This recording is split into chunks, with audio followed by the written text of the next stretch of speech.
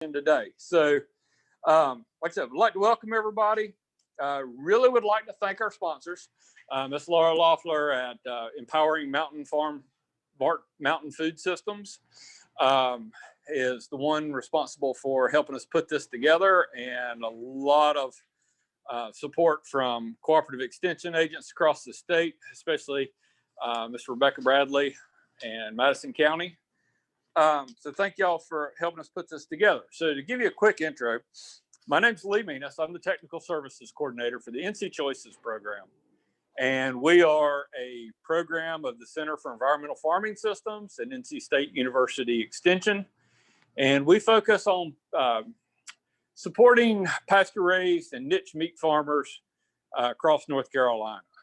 And so we've done this, and with a lot of the interest in the past year with niche meats and local meats and the opportunities that are there, we've been getting a lot of requests for butchery demos, and so wanted to do this. So this demo in particular is going to be focusing on home processing of pigs. So we know there's a lot of people out there that have gone out and purchased pigs, aren't quite sure where to start, but they're currently having issues with getting into processing plants to get animals killed and get animals processed up and packaged. So I know a lot of you have an interest in taking it home and doing the cutting and processing yourself and packaging. And so one of the things we found is that a lot of the processors, even though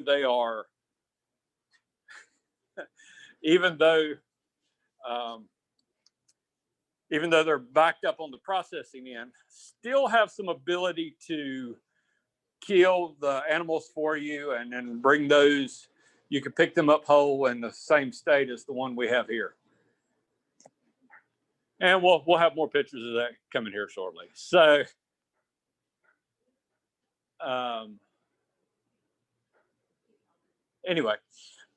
so what we want to do here is this demo, we're going to talk about, just kind of walk you through the process of basic butchery of a half a hog here. Now, the one thing that's nice about this is that no matter what you're looking at doing, so if you're a deer hunter and you're cutting up a deer, if you've raised a hog and you're taking that hog and you're going to take it home and butcher it yourself, even if you have the space and have the ability to handle it, a beef. At the end of the day, these animals, the muscle structure, the bone structure is similar from one to another. So it's not a big stretch of the imagination to say that moving from one species to another is really all that different. A lot of them just have simply different names for different parts, that we're familiar with. Things like pork chop, the shoulder chops on the pork chops, same thing as a ribeye on a cow. So as we move through this, we'll talk a little bit about that and how these relate from one animal to another, and moving forward. If you don't mind, will you take the head off of that where we can just spin it around? So actually, if we're going to get Ross to remove the head, we're going to talk real briefly.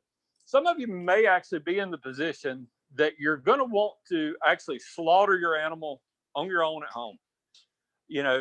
This is a pretty big step. And for those of y'all that are equipped and are interested in doing this, there's a few things you got to keep in mind to making it a successful endeavor. So, and hopefully everybody signed up here is good with a little bit of raw meat and a face of a pig here.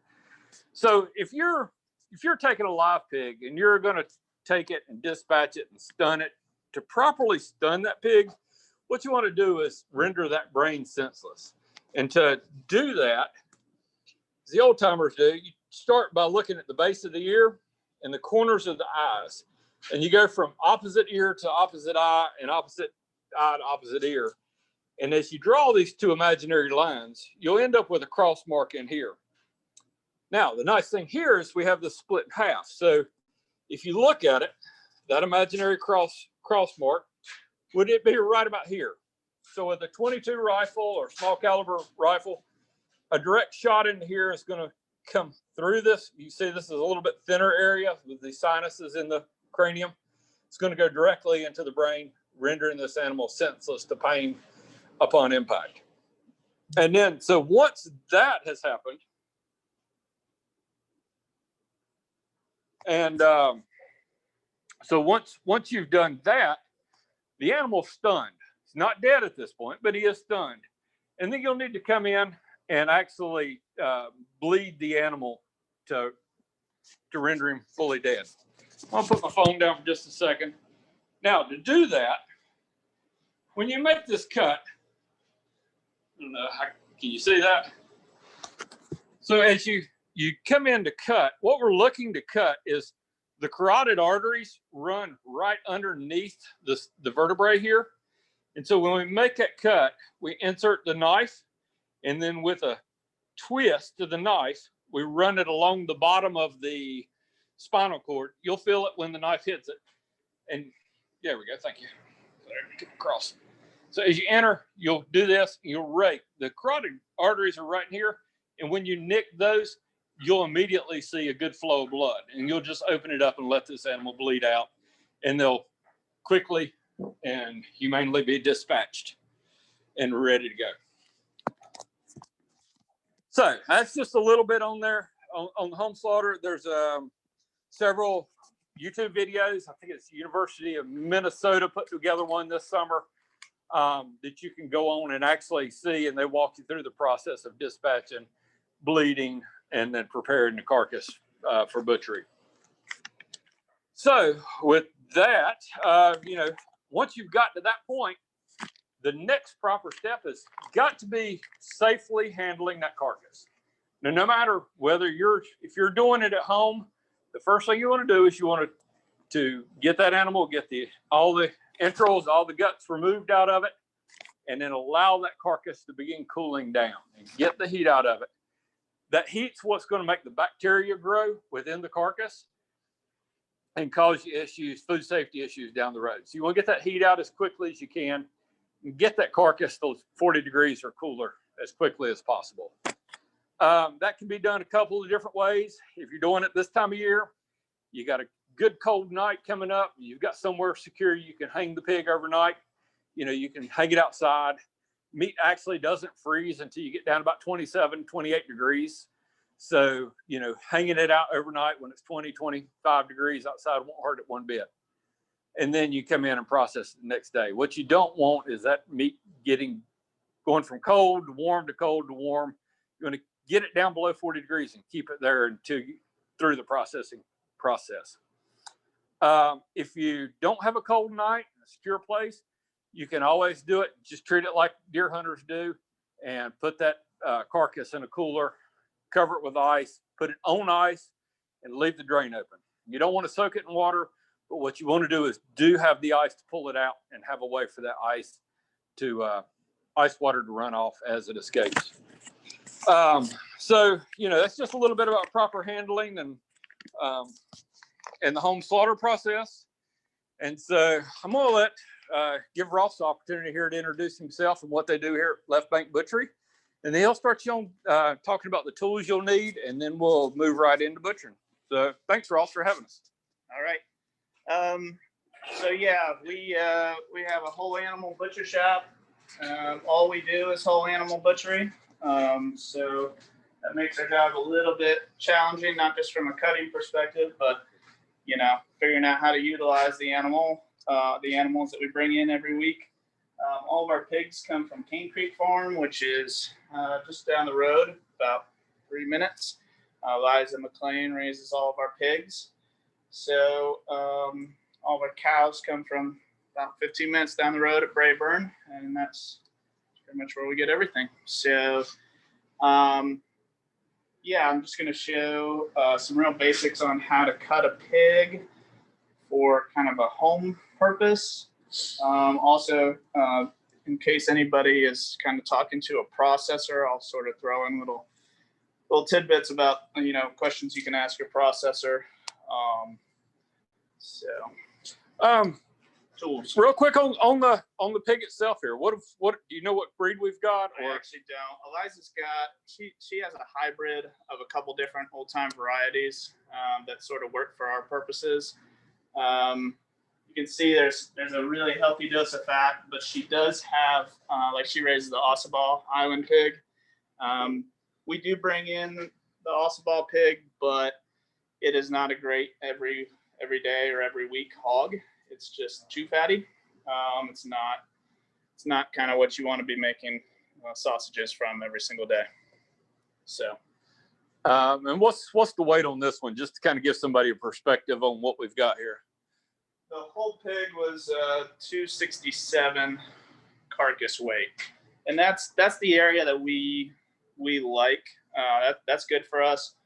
Some people will be raising hogs a lot heavier than that, and I'll just show a couple differences, maybe how I would cut this pig if it were 350 pounds. There are certain cuts in particular, if you're going to a farmer's market, that are going to be, bone and pork chop from a 400-pound pig is going to be give some customers sticker shock. So that's just something to keep in mind. But I'll explain that as we go through. So. And one other thing I will point out is this pig's been scalded. So if you'll look, you can actually see the skin is intact. And some processors offer this. Some processors skin the pig or pull the skin off. If you're doing it home, you may or may not be set up to actually scald and scrape the hair off of the pig. It's not a big difference in what we're going to do either way. If you're able to use the skin or get the skin on, it has its advantages in certain situations. If you can't, don't fret over it. It's a lot of times it just gets trimmed off for home use anyway. So yeah, we typically get our pigs processed at Piedmont. Although their scalder, the machine that allows them to keep the skin on, is down right now. So we took this out to Flowers, which is a little east of Raleigh, and they did a great job. We do skin on pigs. There are certain cuts that we keep the skin on, and customers who really enjoy that. A lot of the skin, to be honest, we do take off, but having the skin on there allows us to trim the pig the way we want. It's nothing that your processor's not doing well. It's just that they take the skin off. If the pig is not scalded, they take it off while the carcass is hot, and it's really, really hard to do that. And by leaving the skin on, we can really carefully take that skin off and leave a lot more meat, in particular on our bellies, which allows us to keep a lot more bacon. So it's more work to deal with the skin, but it allows you to really get exactly what you want. So. Cool. All right, so we'll go ahead and get started. And so just walk us through the steps. If you started out and this is to the point we've got our hog cut in half, or we've picked it up from the processor and we've got it on the kitchen table in half, where's our starting place? If we were going to break it down, put it in the coolers or go to processing, what do we want to think about when we break this pig down into pieces, make it more manageable? So if you get it from your processor, tools. Yeah. Okay. There's not a lot to say about tools. Obviously, here at the butcher shop, like we have a bandsaw, we have a couple other things, and we'll get into grinders maybe later. I have a handsaw. This one's larger than you would need for home use. You can get smaller ones; they work just as well. I have a smaller boning knife, a larger breaking knife. Honestly, you don't even need both of these. You could get by with just a boning knife. And then on a saw, there's two different ways. Sort of the Japanese way to do it, and put the teeth going forward. That's a lot easier on your body. If you put the teeth backwards, you get to control the cut a little bit better. So that's kind of a personal preference, and I sometimes switch it back and forth. And if you don't have a bone saw at home, most of you may not have one laying around. Hacksaw can work. If you got a reciprocating saw with a metal cutting blade, basically the same thing you're looking at. Metal cutting blades is very similar to bone blades. They're finer toothed, a lot of teeth, smaller pieces, one directional cut. So you can improvise, feel free to improvise. You can use cleavers, most everything that you can get into here. And you'll see as we go through this, there are natural breaks between the muscles. There are natural breaks between the bones. And so with something as simple as just a heavy knife or a cleaver, you can get in and make a lot of the cuts and never even need to saw a bone on the carcass, depending on how you're cutting it up. Yep. So one cut that, hopefully would get done at a processor is obviously splitting this guy down the spine and putting them into two pieces. At home, that can be a little bit tricky, but you can do it. Reciprocating saw. So yes, our pigs do come in halves like this. So. And one thing I mentioned kind of early, right before we got started, just want to mention it again, is, we've got everybody muted, and so you can't unmute and ask questions, but we do have a chat box. So feel free, if you got questions. If we get to a point, if you need to see something a little closer, you don't need us to zoom in, just put it in the chat box. We've got Sarah, our NC Choices director, is monitoring the chat box, and she'll relay those questions to us as they come in, questions and comments. And so, yeah, do that. We're not going to do a lot of zooming in and zooming out, just to save you from motion sickness from watching the screen go round and round. But we'll be glad to elaborate and twist and turn and hold things up as needed, so that you get the most out of this. What we want you to have a better understanding of the basics of home butchery. And so, let us know what we can do to help you achieve that goal. All right. So I'm going to be breaking the pig just into some really basic categories. We retail everything here in the case, so that means we pull out a lot of cuts that you wouldn't do if you were, say, in a restaurant setting, or if you wanted to, turn your whole hog into sausage. you wouldn't go through some of the trouble that we're going to go through, but I will show that just in case you do want to. That is a really great thing about pigs. If you are learning, you can't really screw up too much, because you can always make sausage with it. Whereas with beef, you kind of wind up with enough ground beef, and you're really trying not to mess up beef cuts.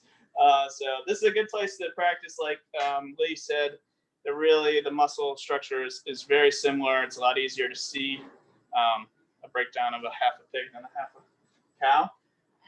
Quick question: how long can you keep it in the cooler before butchering? All right. The quick question was, how long can we keep it in the cooler before butchering?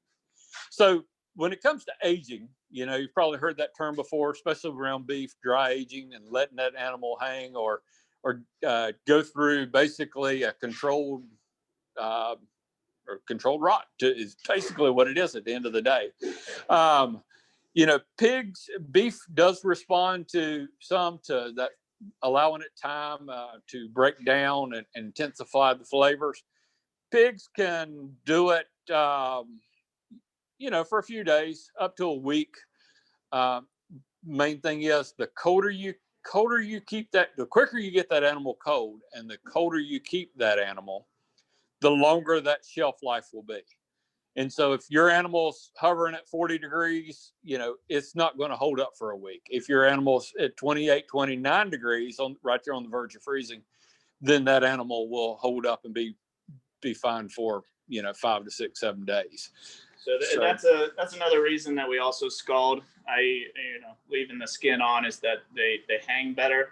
So just for an example, this pig got killed on Thursday, and then we would cut them on Monday and into Tuesday, which we left one behind for demonstration purposes. So, we're hanging it for 4 to 5 days. If we were taking the skin off, I would not want to hang it as long. So. And that's something to consider if you're doing something like lamb or deer that's smaller and doesn't have that fat or skin protective covering to keep the moisture in. Those animals will dry out over time. Now, if they're on ice this time, they're not going to lose moisture as quickly. But the main thing is, if you're chilling stuff on ice, is keep it drained and keep that water, where you're not waterlogging the muscles and such. And with our cows, we do a 2 week hang on that, and I find that to be the sweet spot. The advantages to hanging without the too many disadvantages. Real quickly, here's the head. Flowers, slice them down the center, which is kind of nice. You can actually access things. There's some meat that we'll pull off. We make head cheese here, but we also pull off, this is the jowl right here. Some people use jowl and cheek interchangeably, but that's actually not accurate. I can take this off. There's a cheek muscle underneath, and that's kind of what they chew with. That you want to braise, whereas the jowl is literally just this one strip right here. And that we turn into guanciale, which is kind of an Italian style bacon, so to speak, out of the jowl. You can also do jowl bacons. I probably will get to it later. You just want to make sure you get all the glands off of the top of the jowl. It should just be literally that strip of meat with some fat on each side. So. Can you show what a glands look like? Yeah.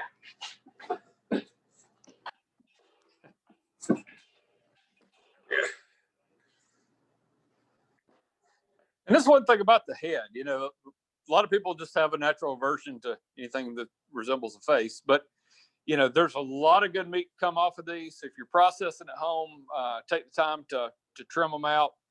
Things like pig ears, for those of y'all, you know, that either can be used in stocks. There are, I think, several Asian recipes around pig ears. But if you use things like pig ears and trotters, the feet in your stock, you get a lot of collagen out of those, and with that cartilage, and so it gives a lot better. To me, it always gives a good body to your bone broths and stocks that you don't get otherwise. So these are glands right here in the center. So that'll separate this jowl, and I'll clean up those right there. And then underneath the glands, keep going. We have a question, no rock salt to keep colder? Is what? Do you need rock salt to keep colder?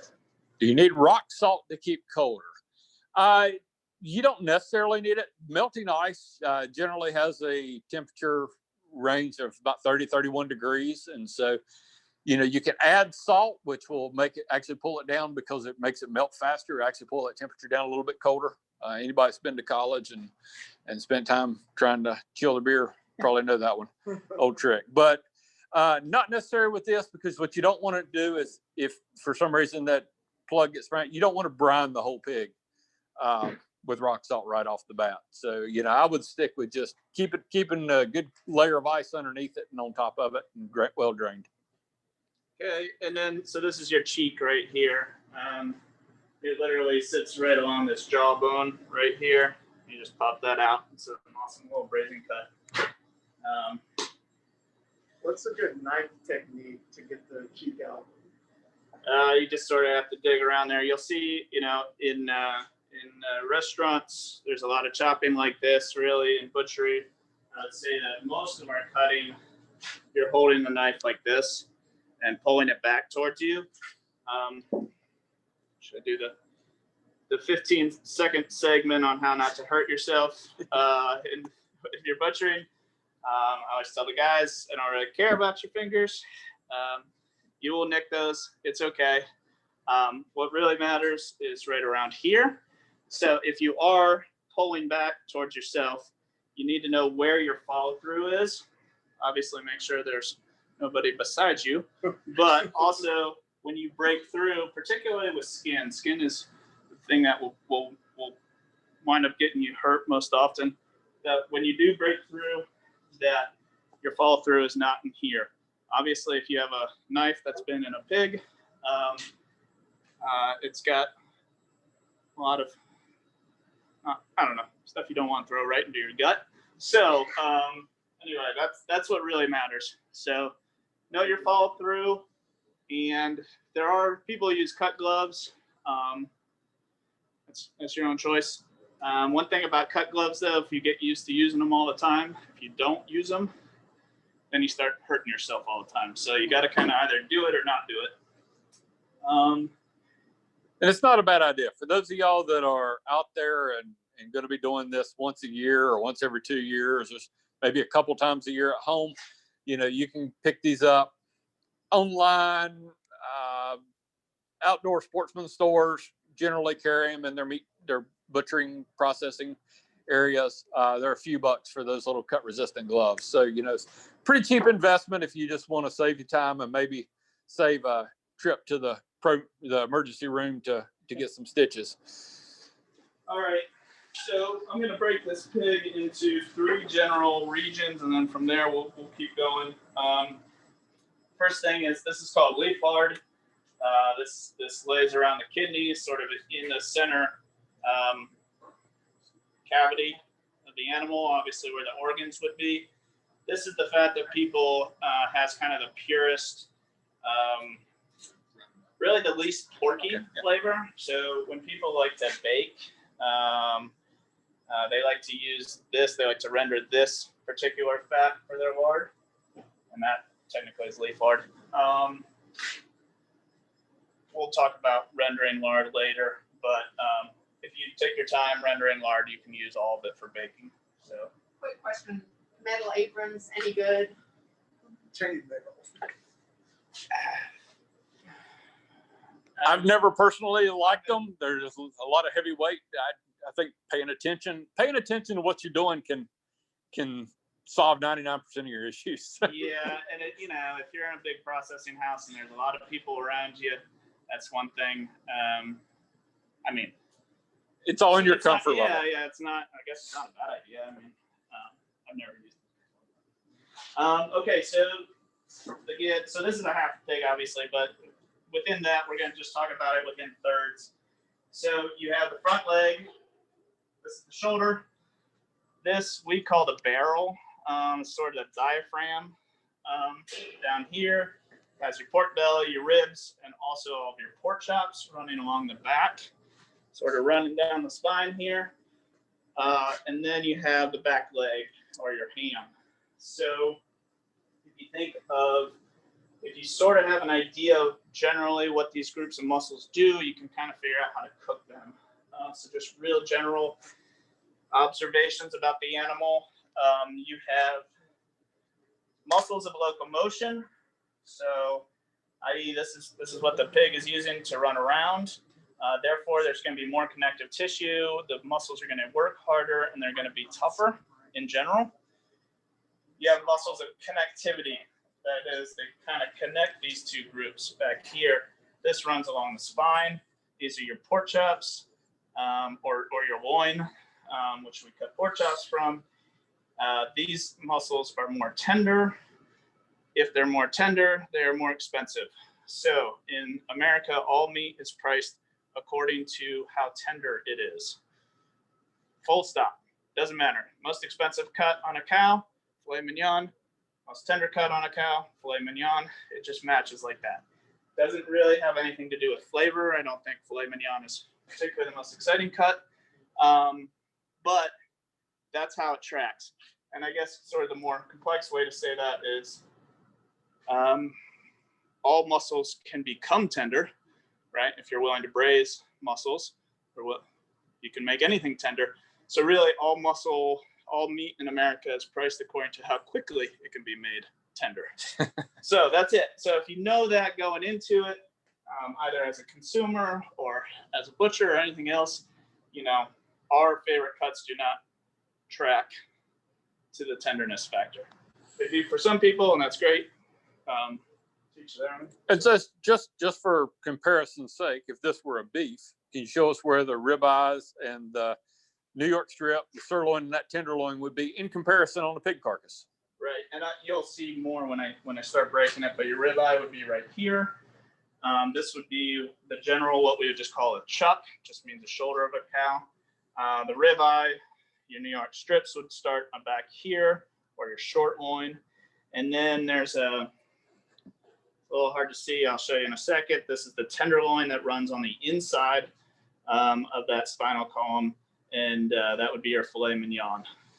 Back here, you'd have all these big, powerful, lean muscles. Those would be your rounds, top round, bottom round. those sorts of things. So like I said, just remember, all this is interchangeable. So if it was a lamb or a pig or a cow, its muscle structure is basically the same. Anatomy is basically the same. We just got a little bit slightly different ways of cutting them and a little bit different names for some of them. Great question. Can you cut the animal in two down the spine with a hand bone saw? And if yes, do you split the spine in two, or do you cut the ribs on one side of the spine? So if you've got the time and the biceps to do it, you can take a saw and come right down the middle, just like this is done. It's just done in a plant to where it's got a power saw to do it, makes it easier. Can be done. You can also do it with a sharp axe or a splitting cleaver. Let me slide by you here. So a large cleaver such as this, and you just would take your time and you would start at the top or the bottom, and you would just slowly split these bones right down the middle or as close to them as you can. the other way to do it is to, if your animal is whole, you can also cut it sort of into these segments here first, because it's easier to get through a handsaw. Like what we do with the lamb is the whole lamb comes in and we split it first this way, and then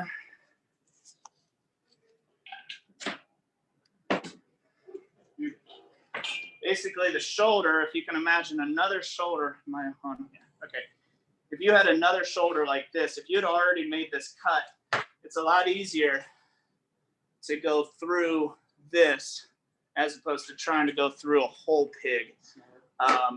So yes, I would go ahead and make sort of these secondary cuts that I'm making right now. So I'm just separating into these large muscle groups. Talk about wiping off bone dust. It's what? Bone dust. Yep. I got it. Oh, you're already on. Yeah, sorry. So right now what I have is, I don't know, call it a bone scraper. They're $2 if you ever want to get them. But you definitely don't need them. You can take a towel and wipe that off. Whenever you saw through, you're going to have bone fragments. They're really, really fine. It's not like you're going to choke on them, but they do make the meat deteriorate very quickly. So it's good to, anytime you make a saw cut, to go scrape it. What landmarks on the animal were used to break into the three sections? Okay, that's what I was just getting into. Right here on the shoulder, we count this first rib right here. You probably can't see that one. So you go 1, 2, 3, 4, and we cut between 4 and 5. Okay.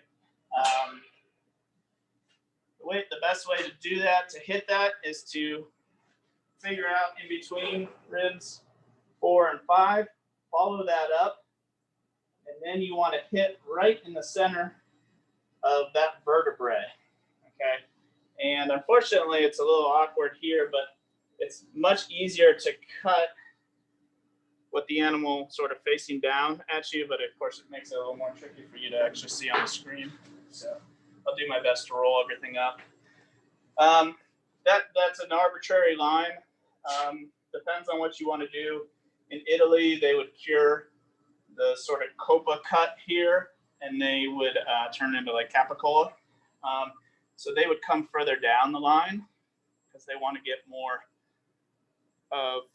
capicola. Whereas we want to start pork chops. So I'm cutting this sort of the way that we do here at the shop to sort of maximize what we need it to do. And my other cut, and this one you may decide you really don't want to do what I just did. This is the other side of the chops here. You could pick the first vertebrae, sort of the first flat vertebrae, or the second one. It's up to you. And what you do, and there's a bone right here, so I'll clean that up and get actually into the pork chops. But this is your New York strip on a cow, this loin right here that runs all the way down. And this is your tenderloin right here. So when we cut chops from these, we call them porterhouses because they have both the loin on one side and the tenderloin on the other side. the tenderloin keeps going and terminates into the back leg here. If the tenderloin were an important thing to you before you make that cut that I just did, you would pull this whole tenderloin out, and then you would have yourself a roast. You know, people have this idea though that tenderloins are going to feed many, many people, and you know, I don't know if you can tell. It's about I don't know, about the size of a silver dollar. I don't know. It's just, you know, it's not really a thing that you're going to feed a lot of people. So we like to leave our tenderloin in our pork chops. Makes for porterhouse pork chops, which make people excited. So. And a pig this big, you know, just to give you an idea, you're probably looking at somewhere around a pound, maybe a little more if you pulled that whole tenderloin out. So, you know, I don't know how y'all's houses are, but around our house with 2 teenage boys, it's just enough to make everybody mad and fight over who gets to eat it. So, yeah. So, and one other thing, you know, to kind of emphasize here is this is a home butchery workshop. So what we're trying to show you is ways that you can take these animals home or these carcasses home and break them down and utilize them for yourself. If you're looking to actually market and get in the meat business, doing this at home is not legal. Okay. Just to be 100% straight up with you, don't do this at home and sell it to your friends, sell it to your neighbors. It is illegal, and you do not want the fine that comes along with it, because it is a very stout fine that is administered under the red meat inspection laws. All red meats, cattle, pork, lamb, and such, goats, must be done under inspection. Now, if you can see the little blue mark here on the ham, that is a USDA mark of inspection. It shows that it went through and the carcass is approved, so it receives a stamp. That's what makes this a USDA inspected carcass. Now, if you want to do inspection, processing on your own and sell it, there are ways to do that. You can go to ncchoices.com, look at the different options. But just to reiterate, if you're killing and you're cutting these things at home on your kitchen table, do not be putting them into commerce. It is a highly illegal thing, and you, like I said, you don't want the repercussions that follow that one. Can their farm get shut down? They can you can end up with jail time if you get caught doing this. So it's not worth the risk. Now, that being said, the exemptions to the Red Meat Inspection Act is you are allowed to slaughter and butcher for your own personal use. You can give that away to family and friends, but you cannot receive compensation for the meat products that are done. So if you want to do this, if you want to get your friends, y'all want to buy a pig and 3 of you split it up and all get together and butcher it, that's perfectly fine. Just, you can't butcher it and then sell it off to your friends after the fact. So just to be clear on that. All right, so I'm just going to start with shoulder. Is that all right? Is there a rhyme or reason? This is your shoulder. This is the front leg of the pig. That you break this into 2 main groups here. The upper shoulder. When we say upper, sort of the animal's down like this. Up here, up on this side, that is the bust and butt. It's a little bit arbitrary where you draw this line. I normally come off about 1 inch off of the curve of this spinal column right here.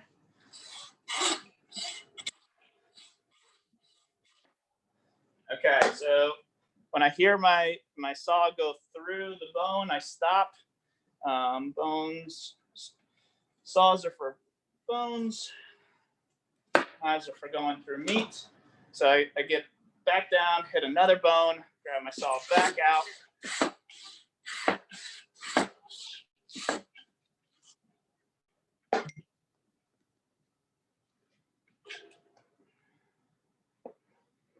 All right.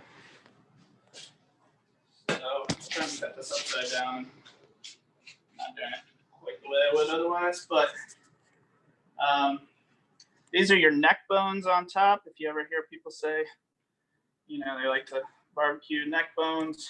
Our neck bones aren't really very useful around here because we do a good job of taking the meat off of them. So anyway, I'm just going to cut this real quickly. The lower shoulder here is the picnic shoulder. The picnic's going to be a little bit leaner than a Boston butt. So people tend to like to do barbecue with the Boston butt because they like all the fat that's in it. You know, and talking about the cooking techniques, and like Ross said earlier, you know, the more tender they are, the higher the price they are. But that's a result of lack of movement. When you get into these shoulders and neck muscles and these ham muscles, these are the parts of the pig that have moved around. They've moved all the time. They develop a lot of connective tissue, a lot of strength. There's a lot of flavor in those meats. Now, they're tough because of all that movement, but that gives them a really good flavor. Like I said, takes a little bit different cooking technique to get them to where you are to make them tender compared to something like a tenderloin, which on the inside of that spine rarely sees any movement. It's just kind of there. Okay, so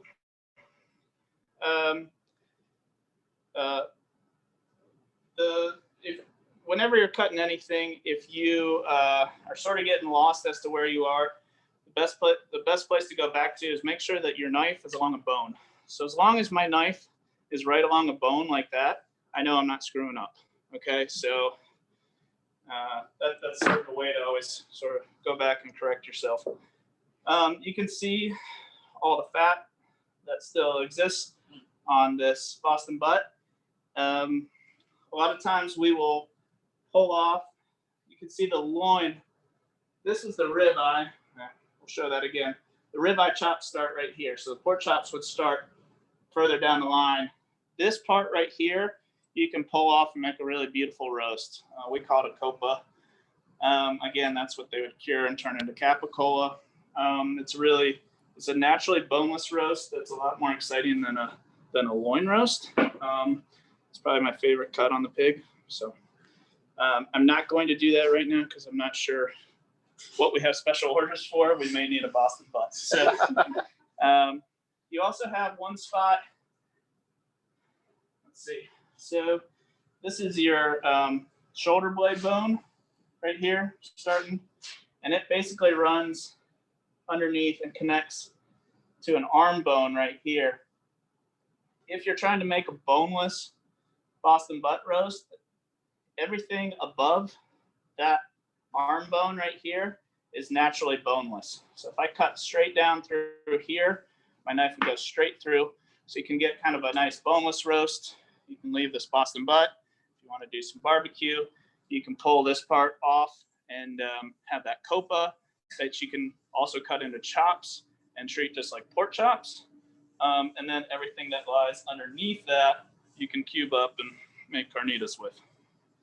So and another thing is he's talking about cutting that Boston butt, and you know, if you're in this, especially if you're in a 350-pound pig, you're probably not going to need that whole butt for your to cook at one time. So yeah, just like you did before, take your knife, go down to the bone, cut it into smaller sections, make smaller roast out of it. You know, it's like I said, there's nothing you can do to screw up here because all our screw ups are called sausage at the end of the day. What about leaving the skin on for a roast? Yes or no? So yeah, so if you're looking to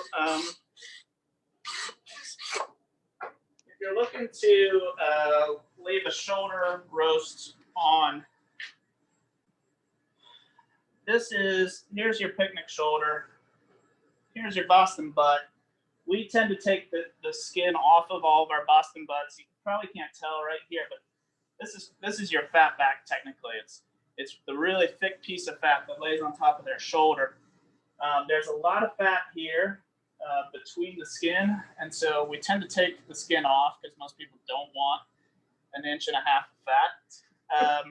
Whereas with the picnic shoulder, the fat is a lot more reasonable, and we tend to leave the skin on here. So that's, again, us kind of guessing at what customers are going to want.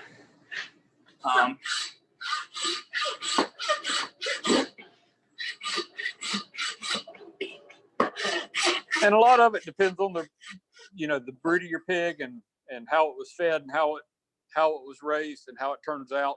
Some breeds are going to be a lot leaner than others, and so they may actually not have that fat cap on the shoulder and may benefit from leaving the skin on, or may not be as an issue.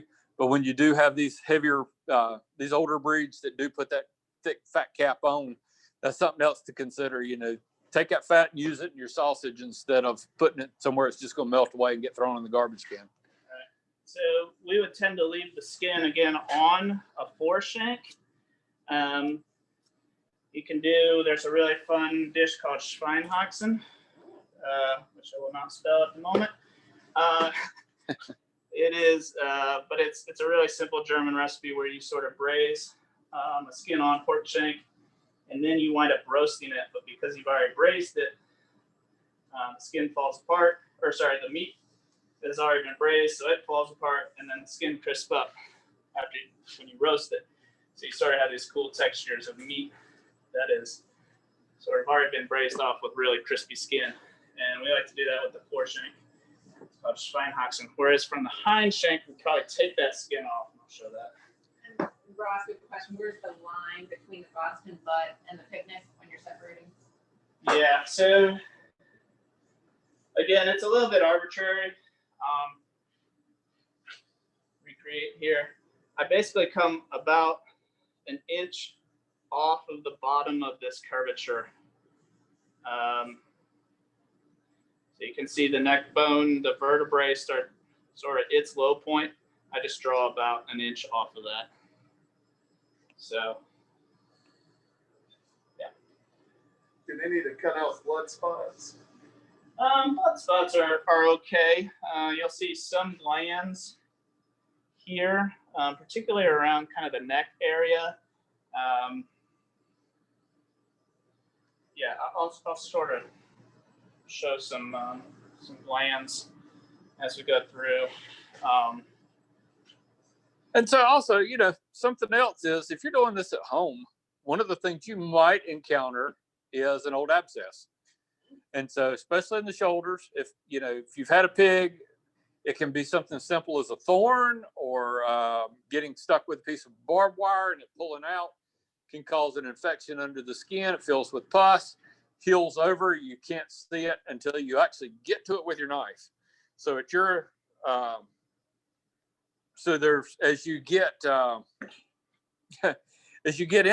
this, you're cutting along like this, and then all of a sudden you hit a little pocket of ooze. So what happens at that point? When you hit ooze? Oops. See, it's never happened here. Yeah, Good. I don't know. I don't know. You do know the sort of, I know the places to kind of keep an eye on it. So there's a blood vessel here that I sort of took out. I know where glands are. Glands are not, I mean, every animal has glands. Abscesses are pretty gross. So you want to keep an eye out for those and just try to isolate the whole thing and pull the whole thing out. So, but your meat's not ruined if, just trim around it. If you accidentally hit one, you get that, take it, trim it out, get it rid of it. Anything that it's on that can be washed off really quickly, go for it. But you want to err on the safe side. Just trim off whatever gets contaminated and keep going. Okay, this is really kind of unnecessary. But if you're just trying to make sort of some smaller roasts. This is technically like the brisket of the pig. We call it a secreto around here. You treat it, you kind of cook it like a beef flank steak, for lack of a better term. Sort of a fun cut. That's not a pork chop, but it's something that you can throw on the grill. But what that also does is, I'm just sort of doing this real quickly. I would clean that up, but that's your secreto there.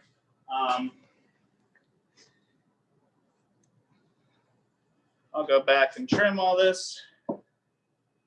Get all the meat off of that. You sort of have a smaller picnic shoulder that's a little bit more reasonably sized.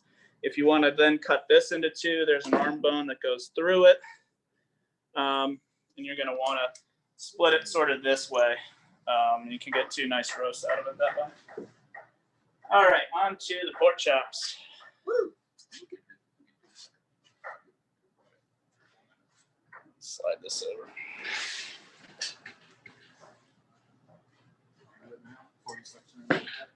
Maybe, yeah. Tell you what, everybody, it's now 5 minutes to 11. We got just over an hour to go. And so realize that, you know, end of this, if everybody wants to take a quick break, we'll give you about 4 or 5 minutes to make a quick bathroom break or grab you something to snack on. And we'll resume here at about 11 o'clock sharp. Okay. All right. We'll see you back in just a few.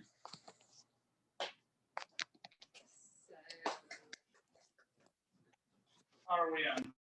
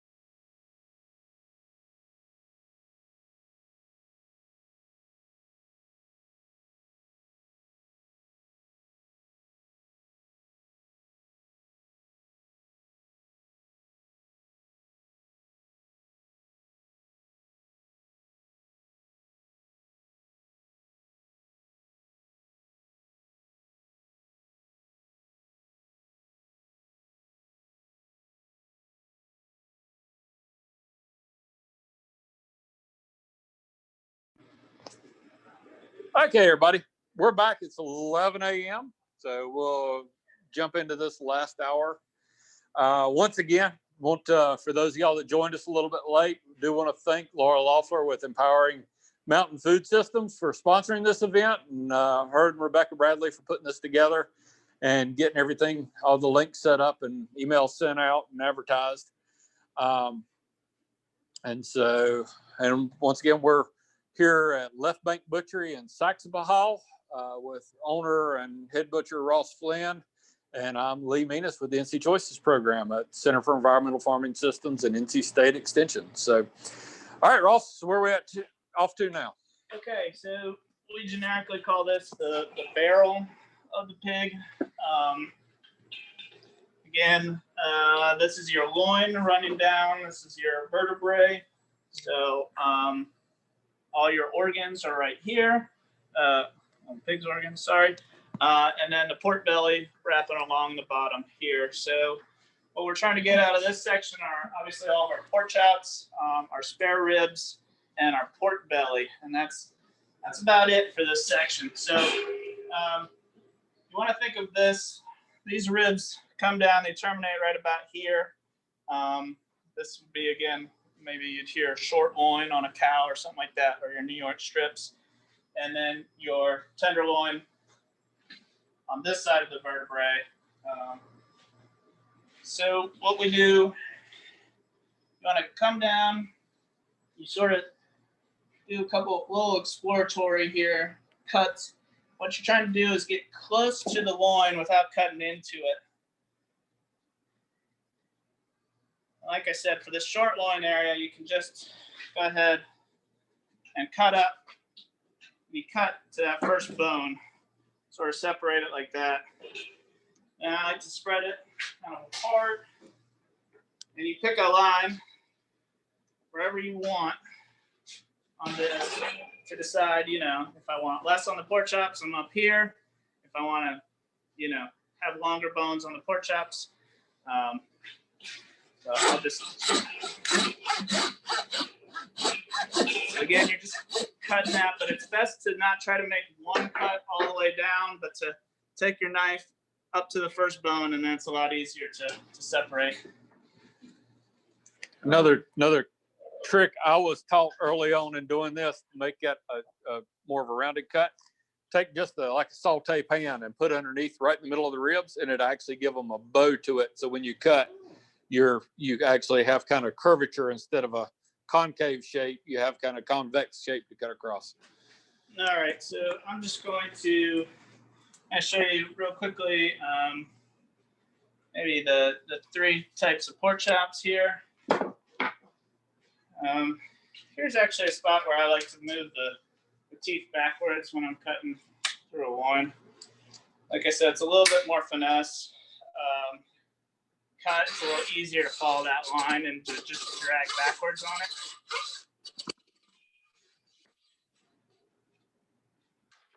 And here, when your saw goes through, cut down. All right, we're pretty big.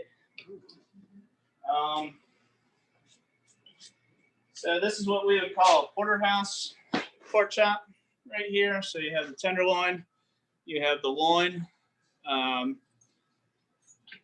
So that would be one of three chops. I'm just going to arbitrarily sort of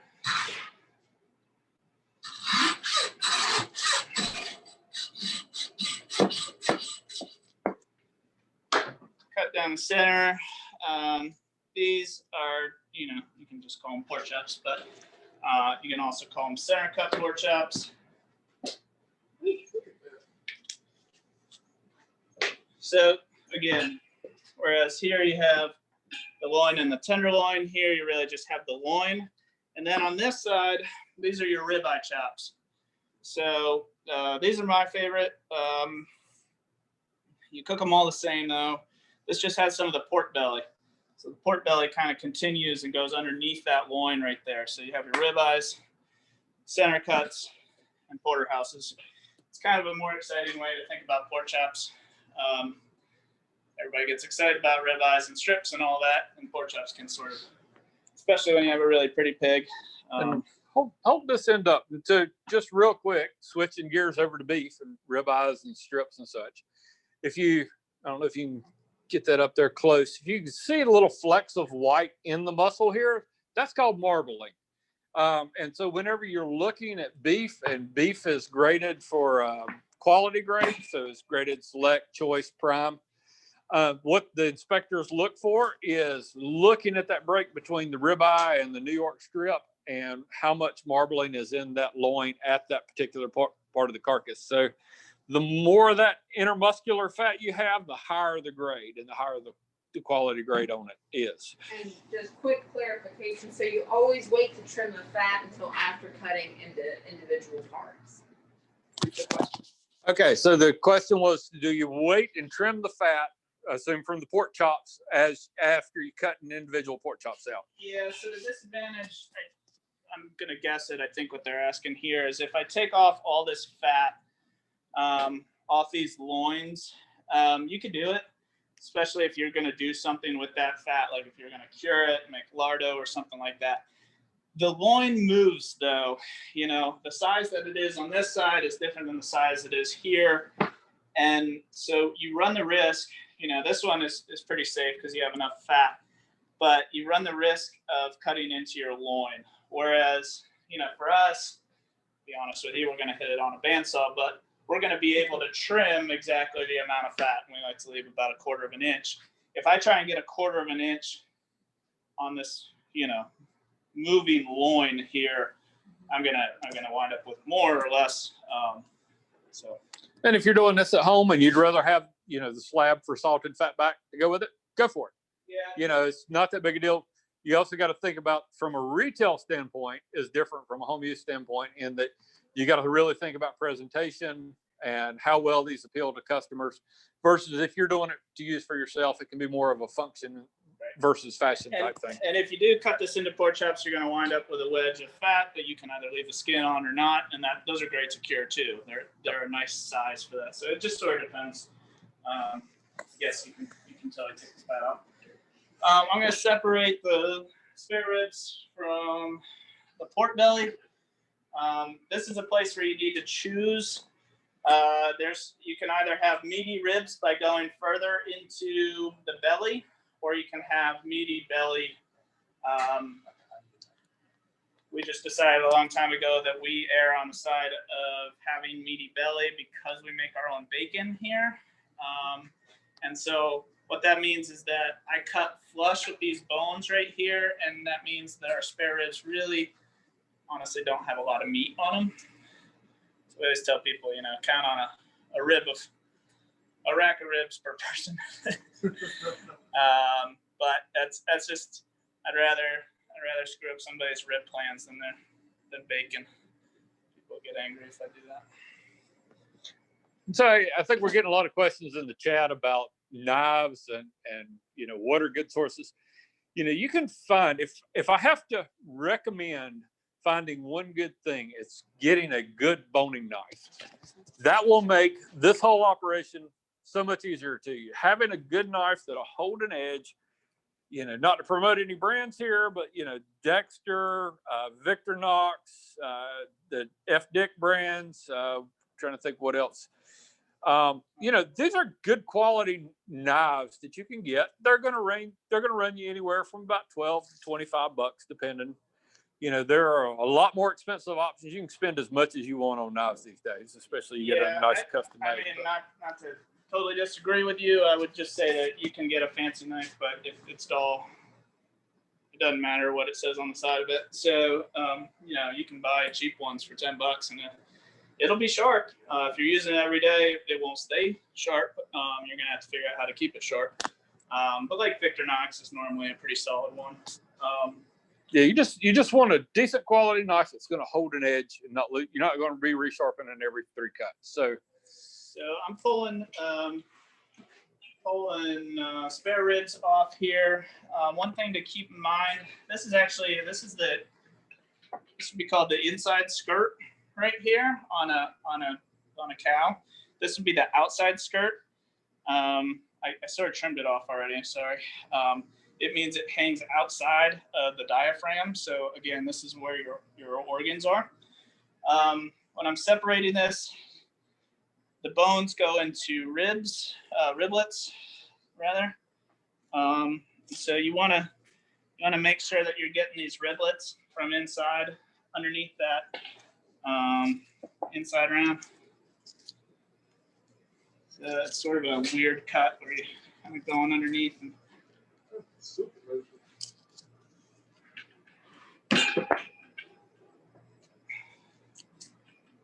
Is there a preference for knife flexibility? I know there's like semi. oh yeah, that's true. There's flexible, semi-flexible, and stiff. I don't know. I think this is semi-flexible. You can get hurt a little bit more with flexible knives. I would not start on the super flexible knives if you're not familiar with it. I do like having a little bit of flex in it, though. You can definitely do things that you'd be tricky to do otherwise. So here's your spare ribs. If you ever hear New York style spare ribs, it just means that you took off the riblets. You see, I did that with my knife, showing that there's not really a bone. And then on top of this, you always want to get, I mean, hopefully, if you go to a butcher shop and they don't do this, it's bad news, but there's a membrane. Remember, this is right next to the organs. So this membrane keeps the meat, sort of like this nice thing that animals do for us, to keep their organs separate from their meat.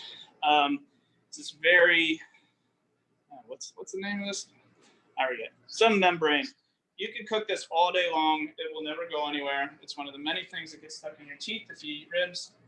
Just make sure you take that off, because people, make these fancy rubs for their ribs, and then they lay it on top of this, and there's no way on earth your rub is penetrating the meat. So go ahead, take that off, and your spare ribs. Here's your pork belly. We will sort of square this guy up. I'll do a better job later, but if you're making bacon with this, we'll talk about making bacon a little bit later. You don't really want these glands. You kind of want to square it up. I'll square it up here. We'll also take off the skin in order to make bacon.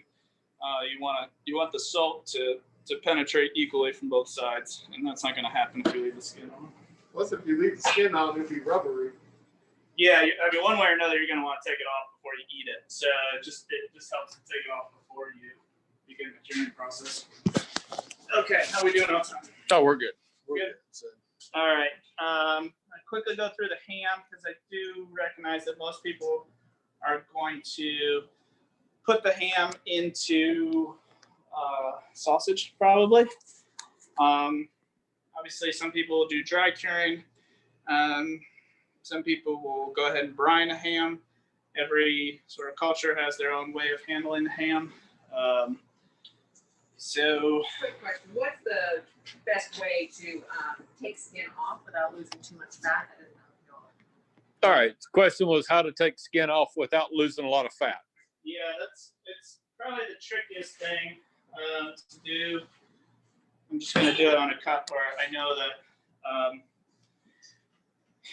So we would take this whole piece of skin off right here, probably as one piece, but you don't have to.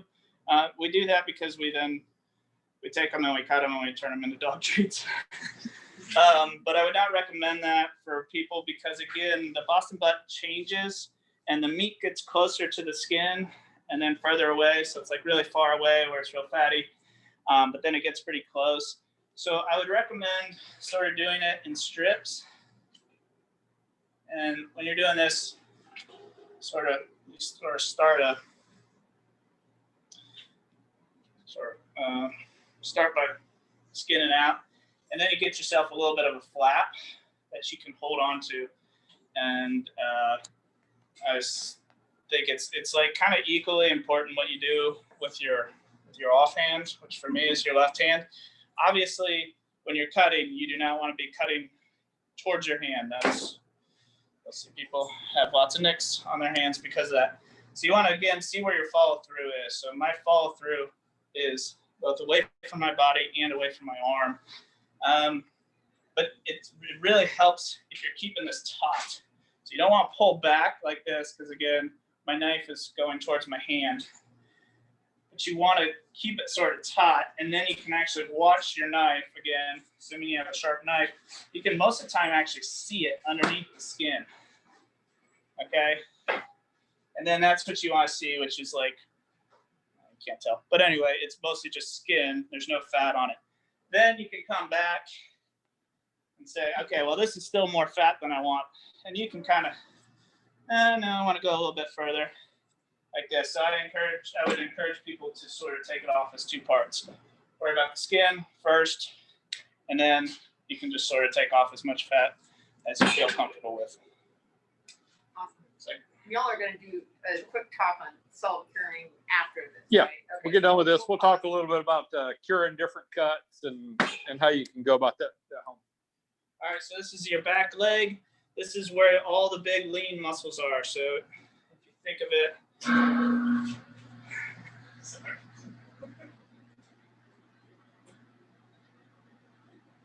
Okay, well, it's gonna be on for a little while. I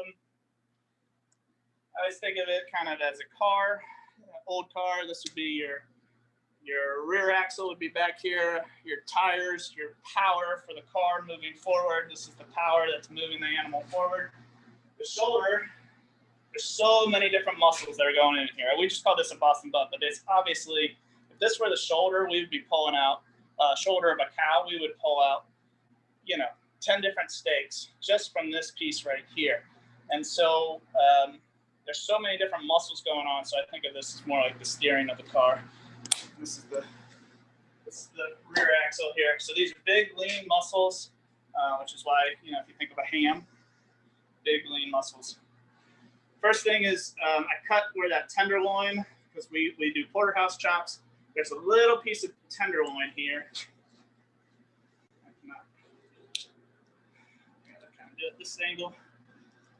That terminates into the back of the animal. And you just, I don't really know a great way to show this right now. Just sort of. You clean this up and you have a little segment. It winds up being literally a half a pound segment. We have a great question from Lincoln, age 11.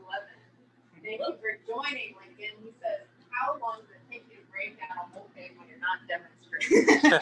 So for those of y'all who didn't hear that, Lincoln, age 11, has asked, how long does it take to break down a pig when we're not going through a demonstration? So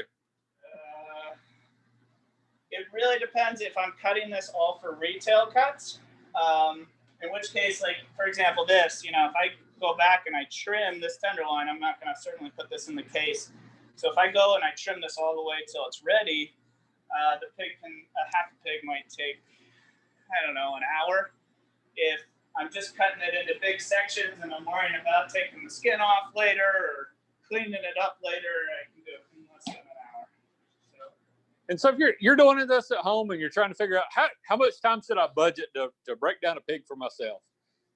Me personally, I'd recommend that you budget either a full morning or a full afternoon. If you don't have any of the experience with it, you're going to find yourself, probably flipping back, watching YouTube videos, maybe watching this one again, looking at books, referencing things, double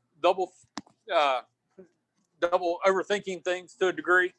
And so if you allow yourself about, I'd say a good 4 or 5 hour window, that should give you ample time. So just for planning purposes, shoot for a morning, plan on a full morning, maybe having a few friends help you. And then you can always drag over into the afternoon. But also you got to figure in, it's going to take time to package. If you're grinding sausage, that's going to add to that and all. Packaging takes a lot longer than cutting. Put that way. Yep. Okay, so right now what I'm doing here is I'm separating the ham from the sirloin.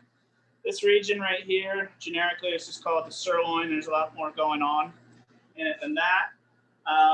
There's an H bone. That's AITCH, H bone, that runs, and it's basically the pelvic bone.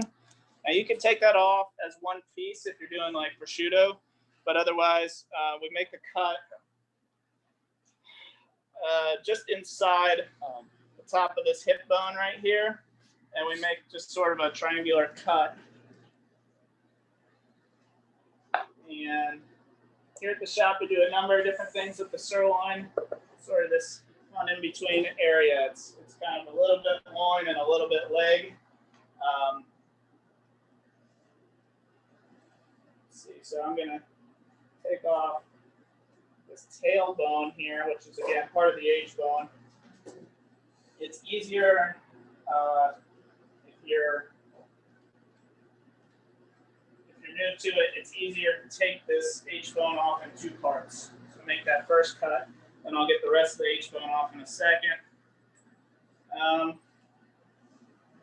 And while Ross is taking the tail off there, one of the questions we got in chat was about sanitizers.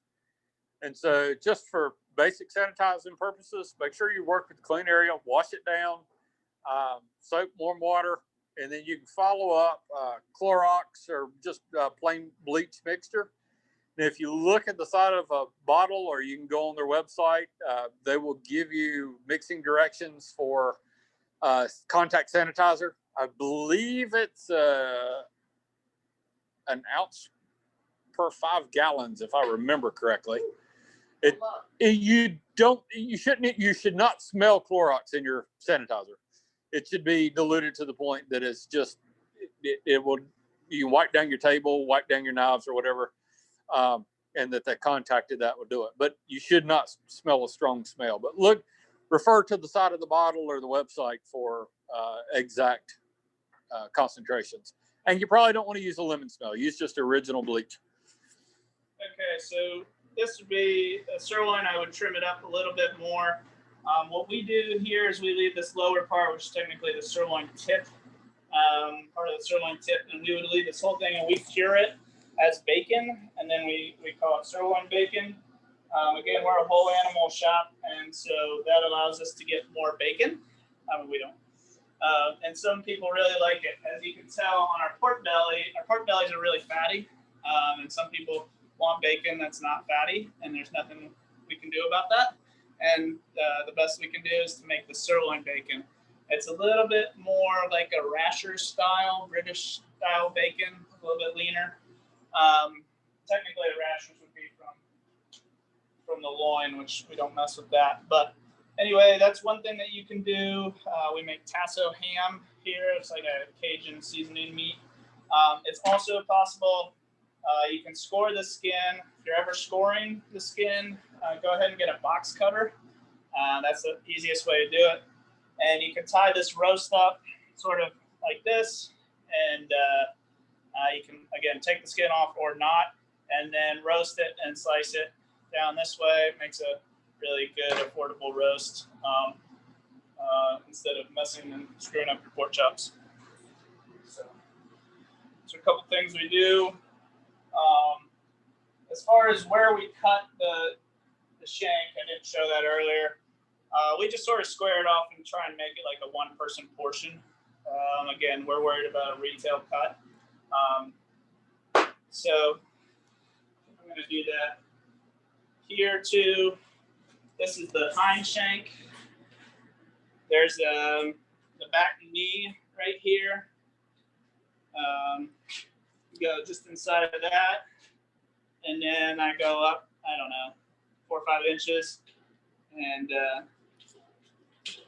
a shank is good for, again, slow cooking. Raise it off, some white beans.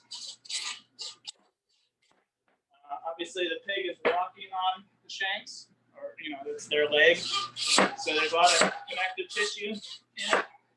Are there any coveted butcher cuts on hogs? Yeah, but we can't tell you those. Sorry. We always get that Classified. question, but yeah, as a whole animal butcher shop, we don't want everybody on the same page. The copa, this eye, the Boston blood here, I love to take that and make pork chops with it, or as a roast. I like the sirloin. I love to roast things.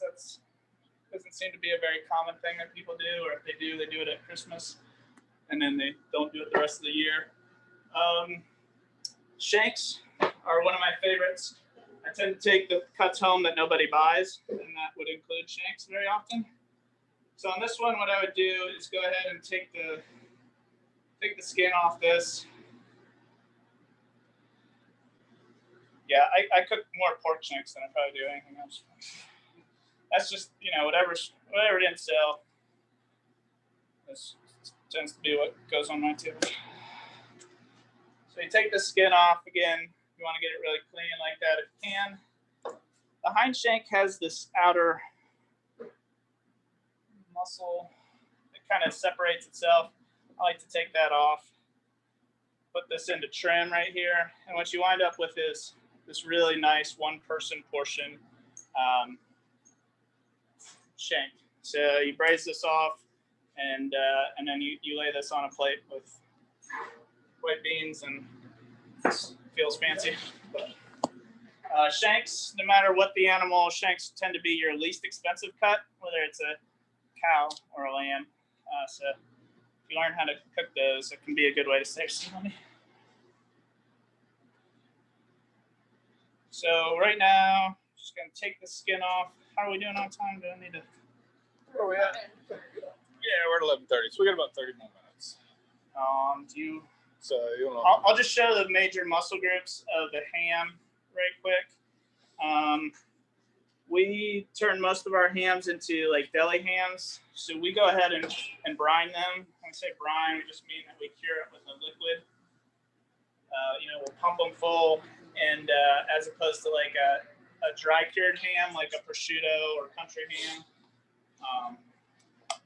we don't have time or space or desire to deal with health departments on that one. And a lot of you are probably going to be in the same boat at home. So, taking these and breaking this ham into the muscle groups and separating out like that top round and the knuckle and such, and being able to break those out gives you a good, affordable option, makes smaller, more manageable hams. And you can cure those similar to like you would bacon. Do them in a wet brine, which is super simple to make up. And so when we're talking about wet brining and dry brining, you're basically looking at a dry pack being what you traditionally think of doing bacon. You take the meat, you put it in a container, you rub a salt or salt sugar or salt sugar nitrate mixture on it, and let it slowly penetrate from the inside outside. With a brining process, wet brine, you're looking at more of an osmosis type thing. So you create a salt and sugar solution, may or may not have nitrates in it, and then you basically soak that muscle in it and allow those salts to migrate through the liquid into the muscle, making the cure. How much salt, sugar per pound of meat? I'm going to leave that up to different recipes. Yeah, look around. There's different recipes. We've always gone with about a quarter cup will do about a 5-pound belly of salt, and usually take that and add equal parts salt, or a 2-part salt to 1 part brown sugar for the mix. So here I popped out the rest of that H bone, or the hip bone, pelvic bone, sorry. There's not a great way to show you right now, except for just keep your knife on the bone and you'll be fine. It pops out. Sort of weird, just sort of terminates back there. And then you have this this whole big ham here. There's really kind of 5 major muscle groups left right now. Again, want to go find that bone. Oh, this is kind of a dangerous cut here. I know what I'm doing, and I'm just using the tip of my knife. That's another rule of thumb. If you can just remember 2 rules. One would be when in doubt, just keep your knife on the bone. And the other one is if you're using just the tip of your knife, you're not going to get into too much trouble. It's when you're this far into a muscle, you're probably somewhere you shouldn't be. And what we do here, should have probably said this early on, it's called seam butchery. So we're finding the seam between the muscles, and that's somewhat relevant on pigs. But as you can tell, like the Boston butt, that was sort of arbitrary where we start and end that. But on a cow, seam butchery becomes much more relevant, and we're actually pulling out each individual muscle. And again, you sort of look for the seam between two muscles. But best way to start doing that is to really just kind of use the knife more as an exploratory tool than sort of hacking at it. Question about offal and what you keep and how you use it. Okay. Use it soon. All right. So questions about offal. So the internal organs that we can keep and use. Go for it. So the valuable one for us is liver. So I just stayed along the bone, pulled the arm bone out, and then you can sort of butterfly this thing out. As far as offal, liver is the most important thing to us. We make Braunschweiger, just like a liverwurst with bacon. We make that every single week. That's one of our biggest sellers. I can't believe it is, but it is. We'll make like a country pate. Be more like the French version. Braunschweiger is the German version. What else do we get? We use hearts in our Induja, which is kind of a spicy spreadable salami that we use.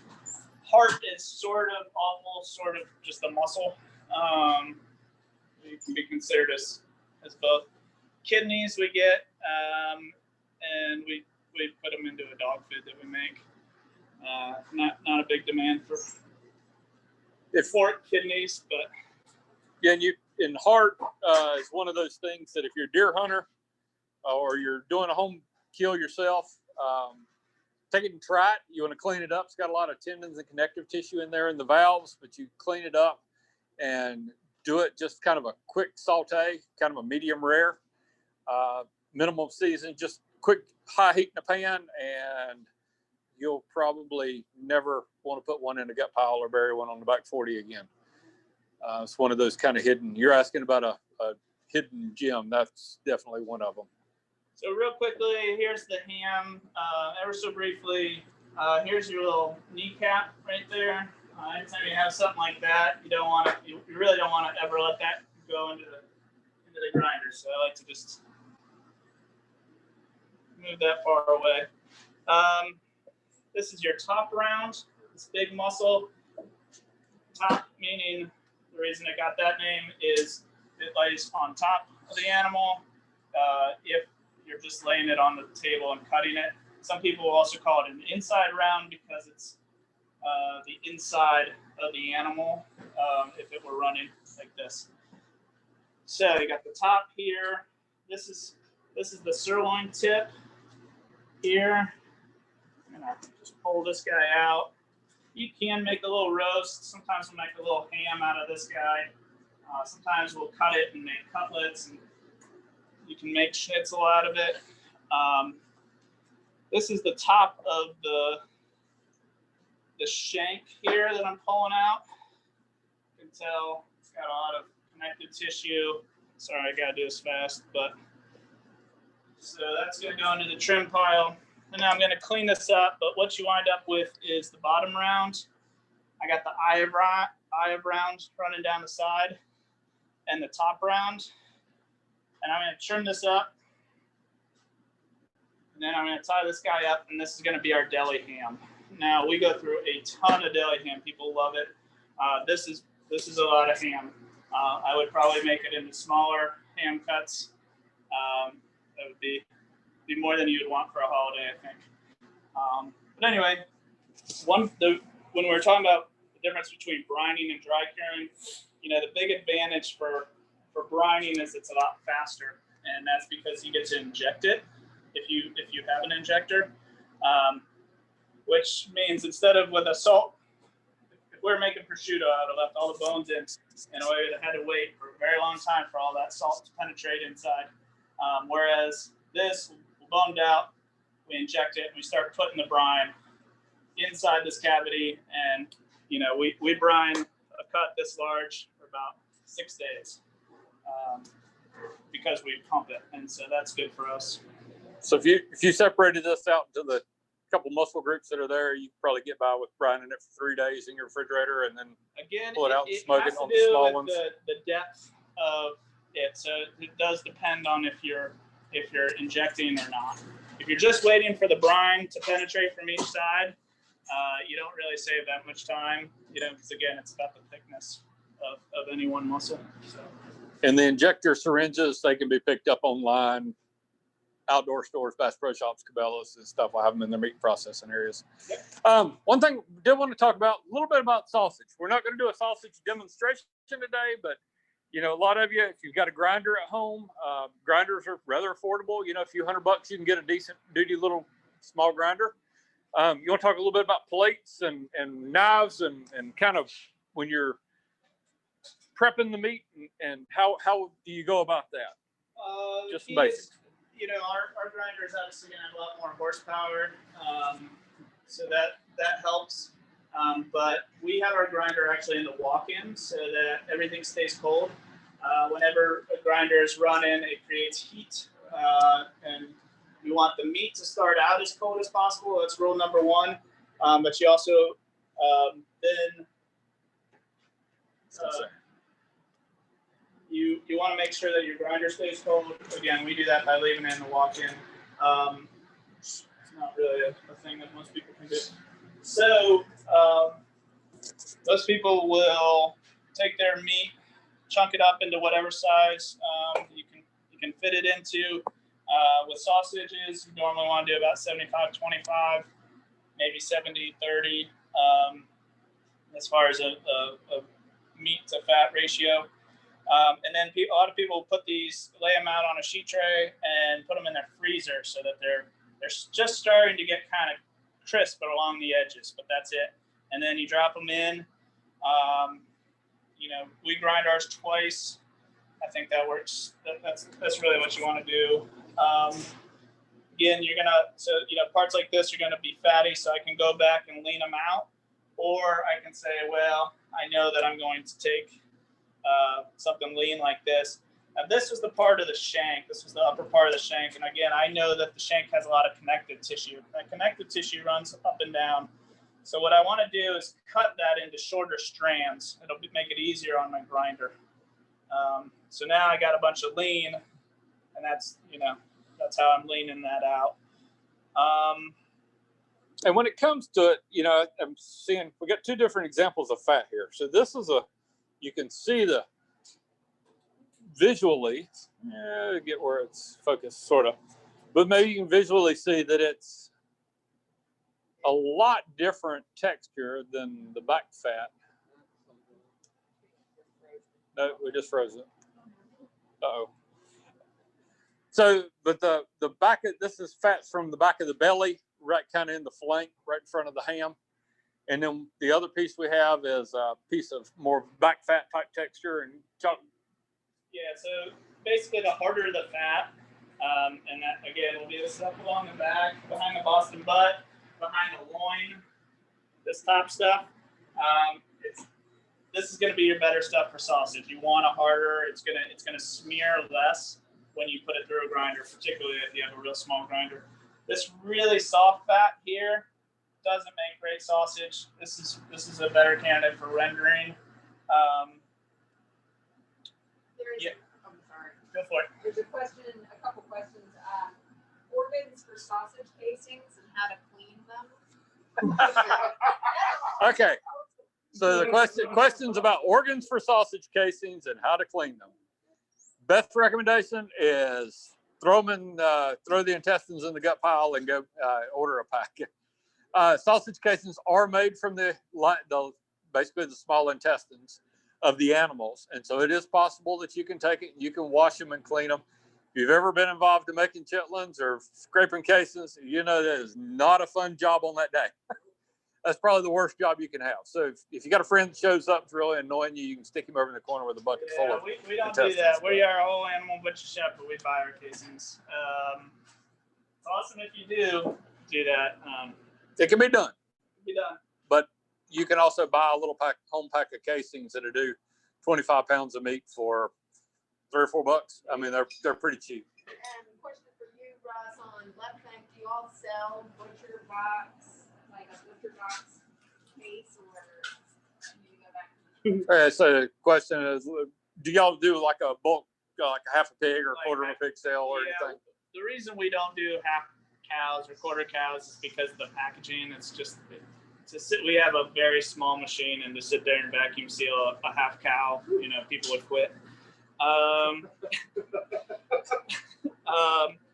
But we do something we call a butcher box. That's more like $120, and it's the spirit of a whole animal without needing to have a huge chest freezer. So we have some roasting, we have some like steaks in there, we have some braising cuts. We take, instead of giving you ground pork, we'll turn it into sausage. It's sort of a whole animal approach, but a little bit more fun, so you don't wind up with a ton of ground beef and a ton of bones. We take the bones, we turn them into soups. So that's sort of that's our compromise around here. And for those of y'all that are looking for bulk purchase options, one of the things we launched early in 2020 was, it's called meatsweet.com. And Sarah put that in the chat box. But you can go there and it allows you to search by zip code and find farmers that offer in bulk sales of beef, pork, lamb, all sorts of meats. And so you can search by your zip code, how far they're away. But there's a lot of options from whole cows, half cows, butcher boxes like Ross was describing, and you can sort through and find a local farmer to deal with. Sorry, one more thing on the grinders. Yep. All right, so there's different diameters on grinders. Ours is a 32, which is going to be way bigger than you would have, but the one that most people use, there's a 12, a 22, and a 32. In all likelihood, you're going to be dealing with 12s. So it's 50-cent piece. Yeah, something like that. But the principles are still the same. You got a knife, you got a plate. There's different size holes on it.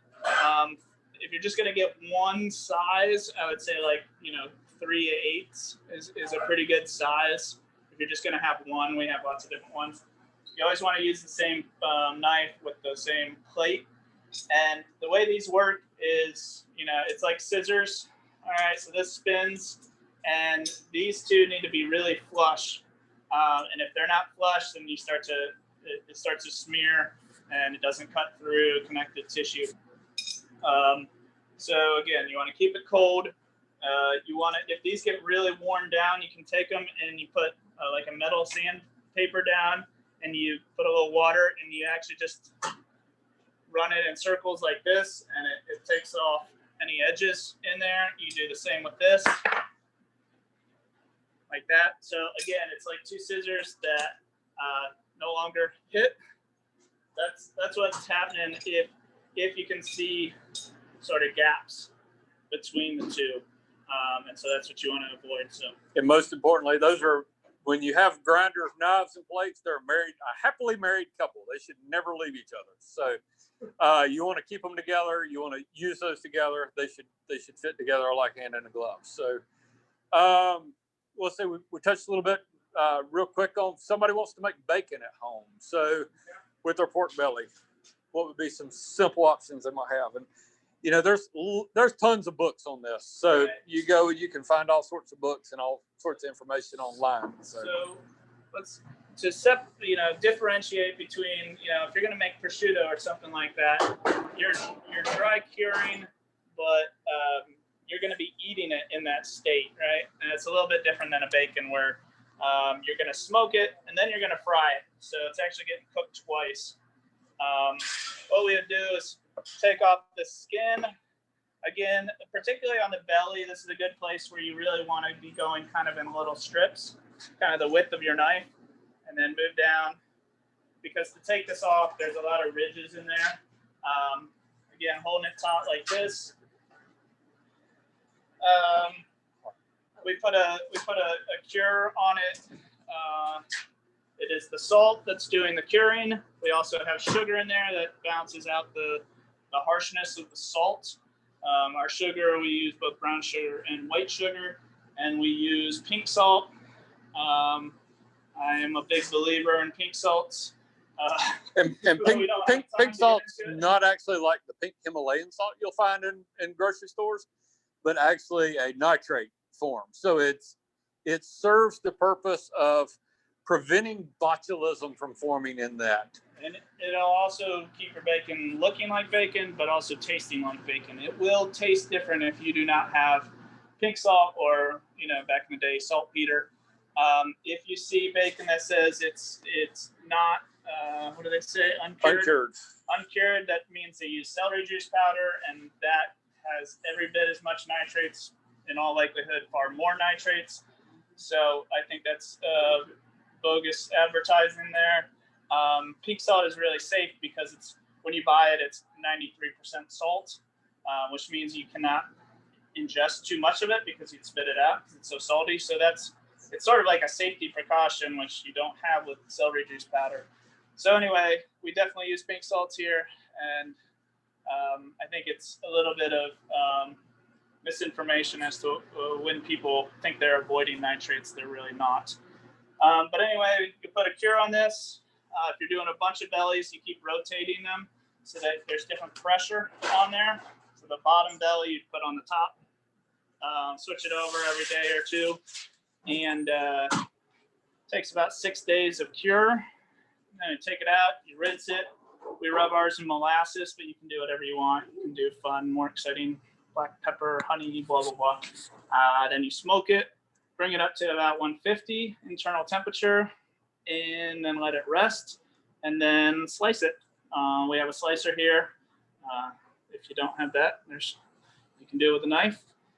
And when you're smoking it, bring it up slow. You don't want a high heat smoke. You want a nice 180 to 200 degree heat. Yeah, I mean, we smoke ours at 170. The lower the temperature that you do, the more smoke, the more you have a chance to actually put smoke onto the belly. Obviously, there's people like Benton's Bacon where they're actually cold smoking it, and they do that so that they can put so much smoke on it, which is good for certain uses. Is not Another question, Ross.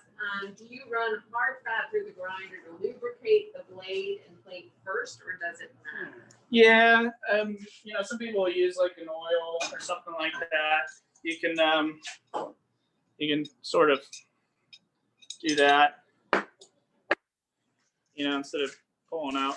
People use vegetable oils, which I think is not good for the meat or for the plate. And now they're going to spin just a little bit. Again, you don't want any actual meat on there, but just a little bit of grease.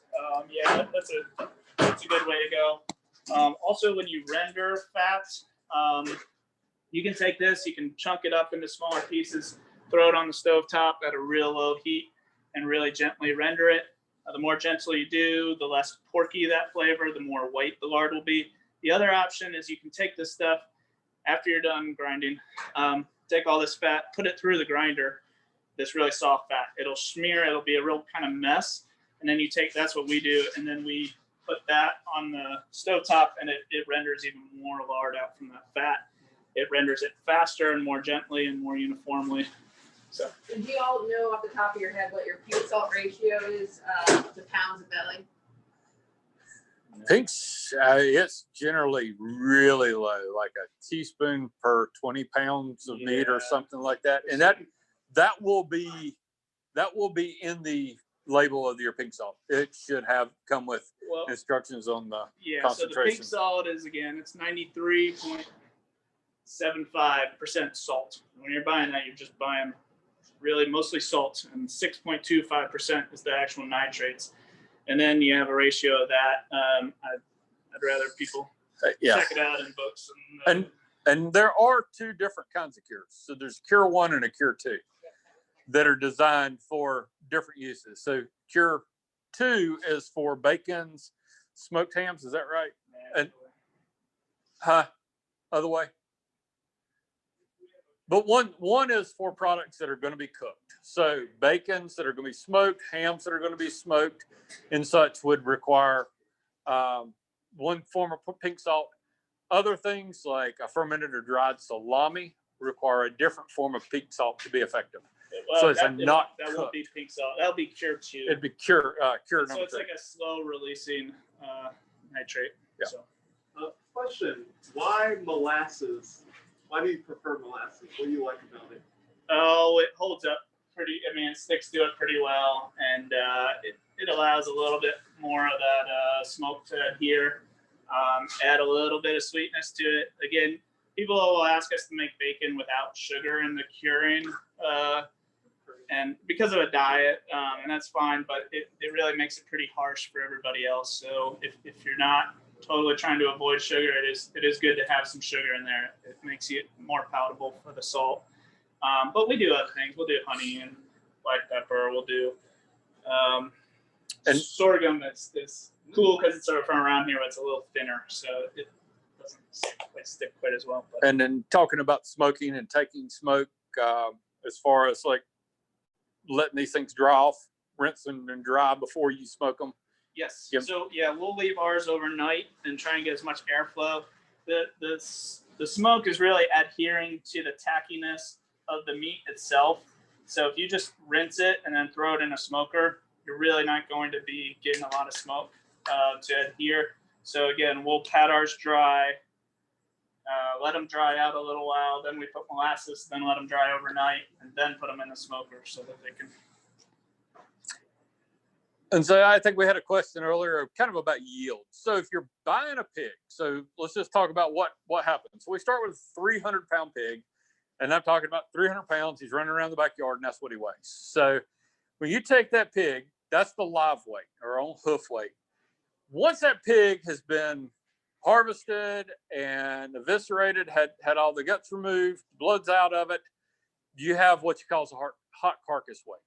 And depending on whether that pig has been scalded, like this one still has the skin intact, or it's been skinned where the skin has been peeled off, you're going to lose anywhere between about 20% of your weight and 35% of your weight, depending on which way.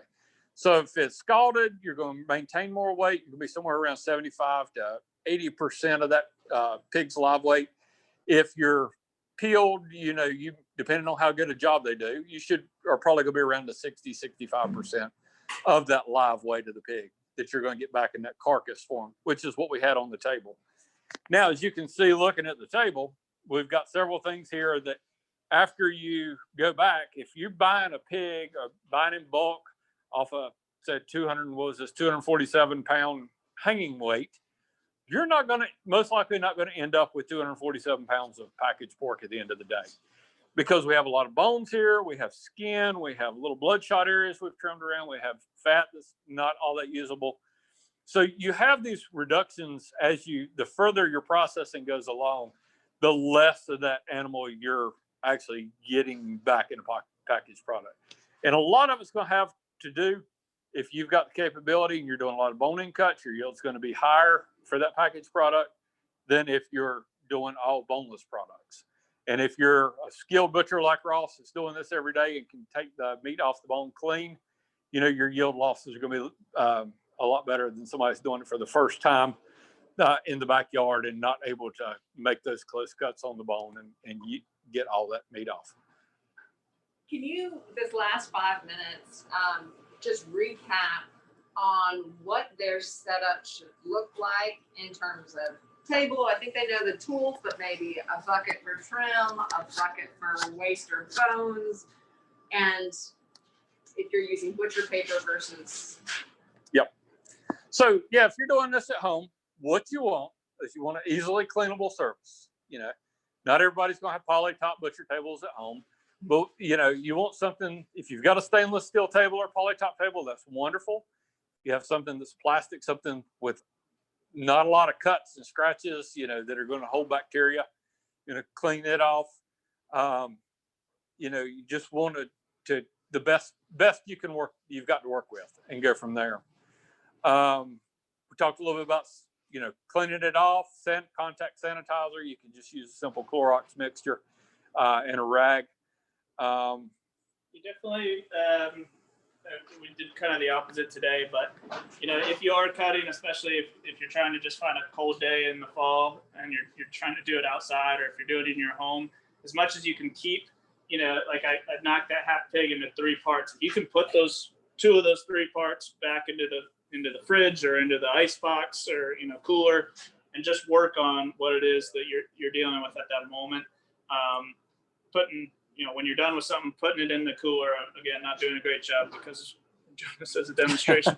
And then, get some buckets. I typically have 3 buckets lined up here. So I'd be putting skin and fat in one, I'd be putting trim in the other, and then bones. Most people don't want to, if you put bones in your chest freezer, it tends to be the thing that you dig past for a very long time. So what I recommend is go ahead, take the meat off of the bones. We have our oven running, and we'll just lay them on a sheet tray and roast them off right away. When they're done roasting, we put them right into the stock pot. We simmer them for 48 hours. You don't have to go that long, but we're turning all these lanky bones that are not going to stay great even in a freezer. They get kind of weird eventually. Just turn it into stock. Just do it then and there. So that would be a great way to save on a lot of space instead of taking up half your freezer with bones. Same with the fat. You can be rendering that just like they would on an old hog killing day. They would be doing that. Doing all these things at one time instead of kicking them down the road. And another thing is when you're doing this, if you got friends or family helping you, you can kind of set up an assembly line so that you're cutting, you're handing it off, and so as you progress, you're packaging. And so most of you are probably going to be looking at freezer paper for packaging. And so when you're putting stuff in the freezer to get it hold up, the less air contact you have with that meat, the longer that meat's going to hold up in the freezer. And so if you're using paper, you can take some saran wrap type plastic cling wrap, get a good tight seal on it, and then wrap it in paper and tape it. If you wrap it in paper, you can't see the cut that's in there. So make sure you mark what cut and how many are on there on the outside of the package well. So when you're digging through the chest freezer in a year, you're not just looking at a blank package that says pork on it at the end of the day. And also butchers, when you're butchering, you want to use freezer paper. You don't want to use butcher paper. So save you. Yeah. There's a lot of people who start out with a butcher paper, and that will just be literally just paper, and that doesn't do well. Freezer paper has like a film on it that holds up and protects in the freezer. So. And if you're going to do a lot of it, there are some really affordable vacuum sealer options these days. Of course, you can get the little ones that you put the edge of the bag in. It sucks the air out of the bag. Those work fine for dry meat cuts as long as they don't have any liquid. If they have a liquid or moisture to them, they'll pull those out and you don't get a good seal a lot of times. The plus side is the machines are cheap. They're relatively available. You can run out to your local big box store and find the bags for them. The flip side of that is the bags may cost 50 or 75 cents a piece. So if you're doing this once a year on a deer or a lamb or something, it may not be that big a deal. There are some affordable vacuum machine chamber vacs now that are made that are probably going to run you somewhere around $800 to $1,000, give or take, which is a pretty big investment. But if you're doing a lot of these, the downside to that, or the flip side of that is the bags are like 5 cents a piece. So if you're doing a lot of these, it can actually be cheaper in the long run. If you're doing just 1 or 2 a year, you might want to push the pencil on it either way. But there are some good affordable vacuum options out there. And that vacuum, once again, you're removing all that air so you don't have the contact with the meat. Your product will actually hold up longer in the freezer. And the plus side is you can see it. Now, once again, we'll go back to the thing. This is for home demonstration purposes only. This is for yourself. If you're going to do it this way in your kitchen, do it with friends, have a good time, make a day out of it. But just remember, you can't sell it. It's got to go through an inspected facility to enter commerce, or there can be some serious consequences. And so with that, once again, I'd like to take a moment and thank Empowering Mountain Food Systems for supporting this webinar today. Thank all of y'all for participating. Especially thank Ross here at Left Bank Butchery. If you're ever in the neighborhood of Saxbahal, I don't know exactly what that neighborhood is other than Saxbahal, but come on out and see him. Support your local farms, support your local butcher shops, and y'all have a great week. Woo! All right.